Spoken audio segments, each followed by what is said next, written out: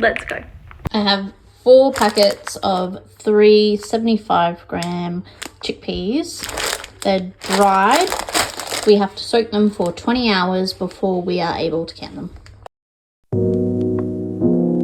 I've got 4 packets here and I'm going to divide them into 2 bowls. After that, I'm going to add a teaspoon of salt and fill up the bowls with water.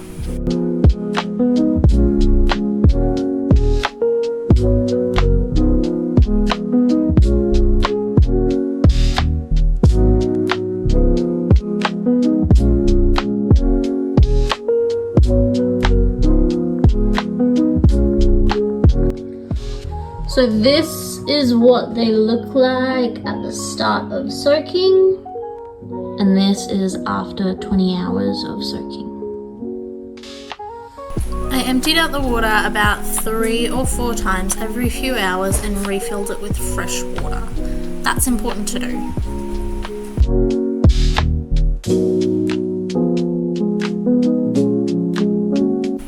I'm just giving the chickpeas a rinse here. Make sure that you wash your hands nice and clean, and then you can really get in there and make sure that they're really rinsed off very well. This is the Fowler preserving kit. This is a water bath canner. It's an electric one. It has this piece here so that you can empty the water easily after you're finished with it. I've got this tied around it, and I put just an old tea towel here, just because when the steam rises it does tend to drip, so I just put that there so that it doesn't go into the electricals. On the inside it's got this platform,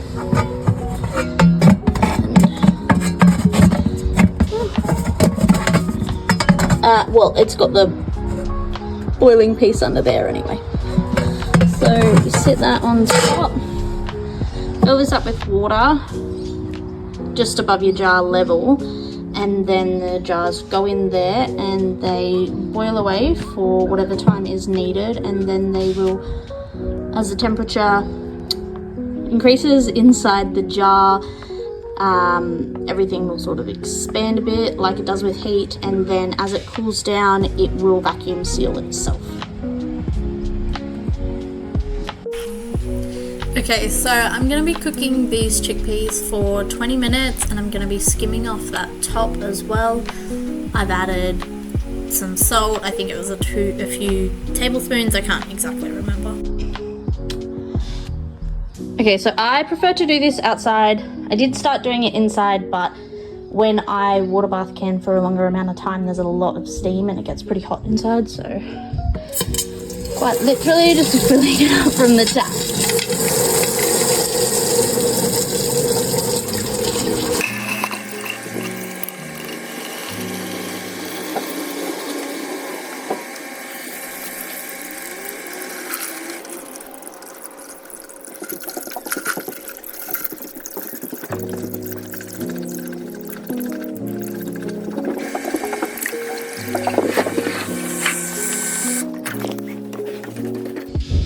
Okay, so my jars, I checked last night, they should come up to around about there.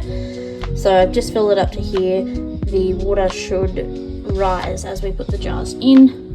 I'm going to get this turned on and preheated for when my chickpeas are done.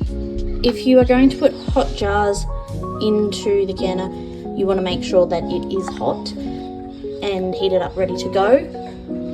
Otherwise, if you want to put cold liquid into jars and then into the canner, then you would wait to start the canner until you've got the jars in. So cold food, cold canner, hot food, hot canner. If you saw the last video, you would have seen the residue that was on the jars. That's from using our town water. It's quite a hard water. We usually use our tank water, which is hooked up to our house, but since doing it outside, we filled it up with the outside tap. I probably won't do that again. I've done that this time just to show that if you use a splash of vinegar in your water, when you've got hard water, then that residue doesn't build up. Just pop some vinegar in and she's good to go. Okay, so lid on. This doesn't have a switch on the unit, so you just turn it on at the wall and then it's ready to go. So, and it's going to start heating up. Okay, so as this steams away, the steam is actually going to escape out of here. It's going to end up losing some liquid. You just have to add boiling water to the top of there, so don't add cold water or it'll mess with the temperature. Just make sure that you're adding hot water when it is boiling away if you do lose some water. So you can see the bubbles are rising, it's coming to temperature, which is good. Alright, we've got to this stage. I've just set my timer for 20 minutes and after that we'll start putting them in the jars.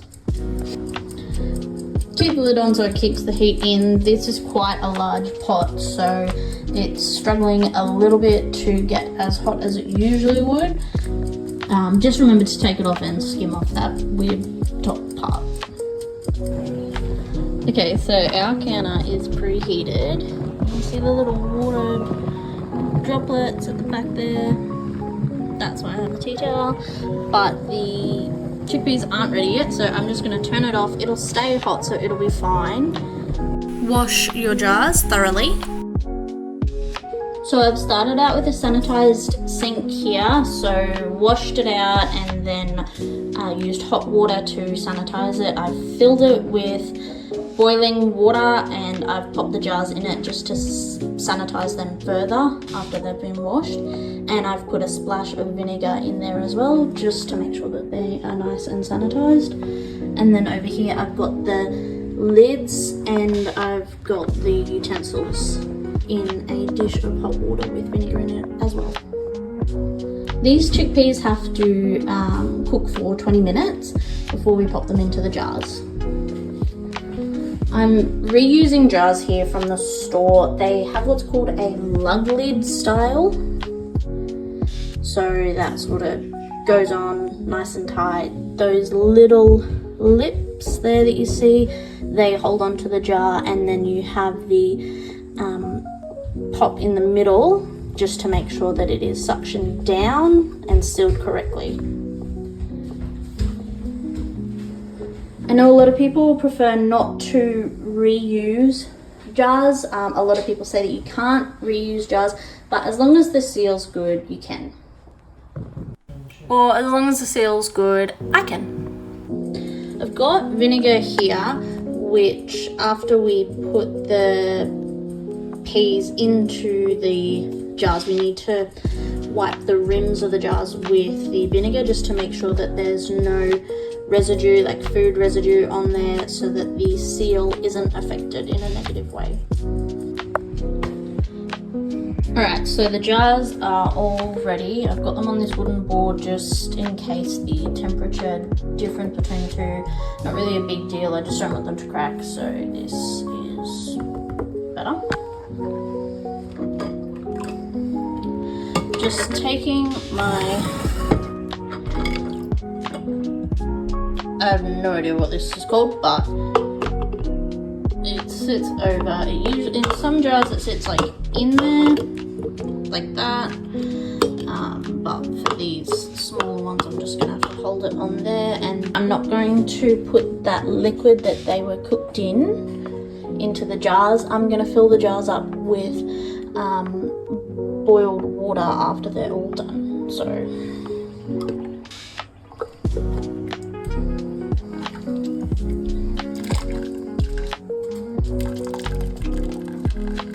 if some water goes in, it's not really a big deal, but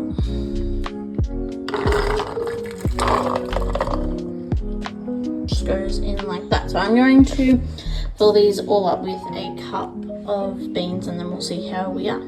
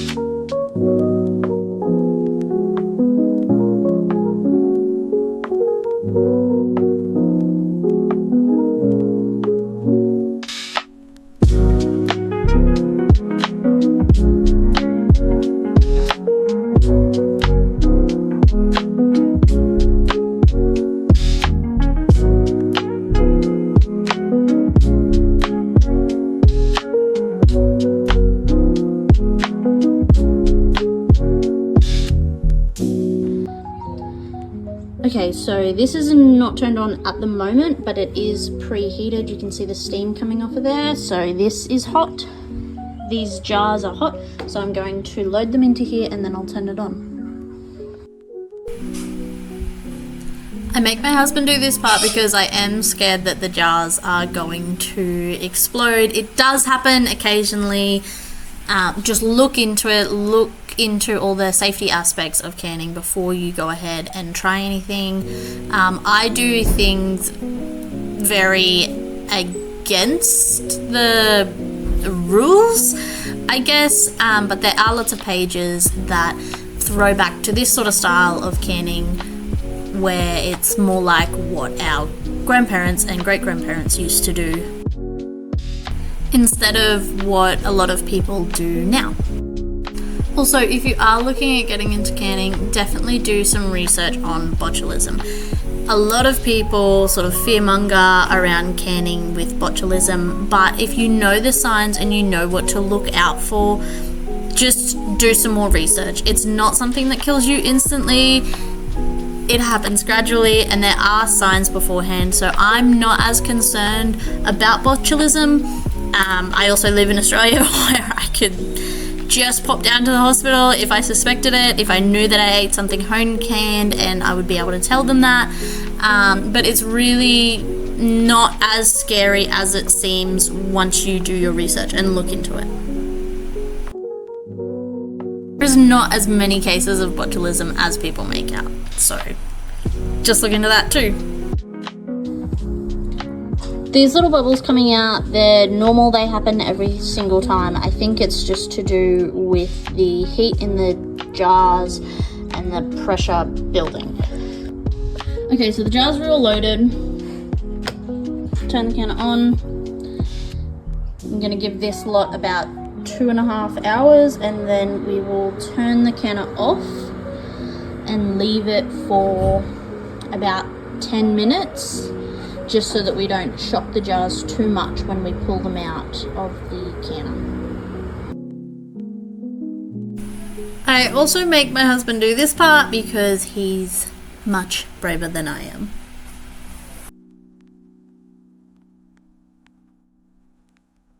Okay, so out of the 11 jars that we have tried to can up, 2 didn't work. All of these ones over here, they're sealed.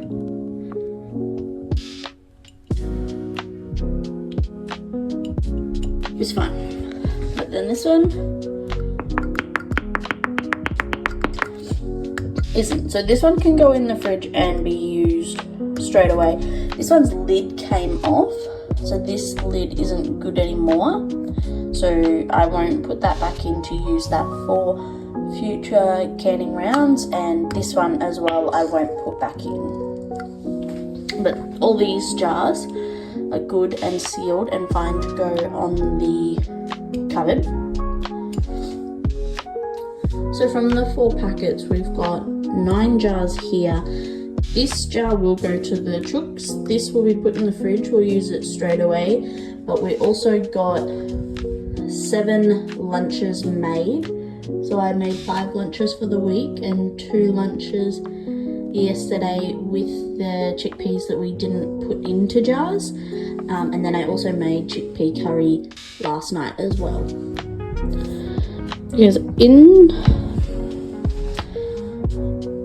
in some jars the liquid level reduced. That was just the liquid soaking into the chickpeas while they cooked further, because they did process for quite a long time. Otherwise the liquid in the jar will go slightly, it'll look more solid and more gel-like. That's because the liquid in here becomes aquafaba. Nothing to be concerned about for us. So I'm gonna help our garden grow. You can help our page grow.